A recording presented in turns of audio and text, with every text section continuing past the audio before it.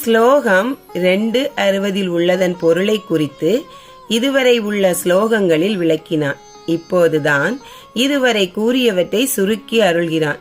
இதுவரை இந்திரியங்களின் மூலம் உண்டாகும் தோஷங்கள் குறித்து விவரிக்கப்பட்டது. ஆகவே அர்ஜுனா, உயர்ந்த ஞானம் என்பது எப்போது சிரமமாக இருக்கும் என்றால், சப்தம் போன்ற விஷயங்கள் மூலம் அனைத்து செயல்களிலும் இந்திரியங்கள் கவரப்படாமல் இருக்கும்போது மட்டுமே ஆகும். ஆகவே முன்பு கூறியபடி தியானம் செய்வதற்கு ஏற்றதான என் மீது மட்டுமே மனதை செலுத்தி இந்திரியங்கள் அதன் விஷயங்களிலிருந்து மீட்கப்பட்ட மனிதனுக்கு மட்டுமே அறிவானது நிலை பெற்று நிற்கிறது. ஆகவே புலன்களை கட்டுப்படுத்துவதன் மூலம் மட்டுமே ஒருவன் ஞானியாக இயலும். யா நிஷா சர்வ பூதானாம் தஷ்யாம் ஜாக்கிரதி சம்யமி யஷ்யாம் ஜாக்கிரதி புதானி ஷா நிஷா பஷ்யதோ முனே. மற்ற அனைத்து பிராணிகளுக்கும் எது இரவாக உள்ளதோ அப்போது மனம் ஸ்திரமாக உள்ளவன் விழித்து கொண்டு இருக்கிறான்.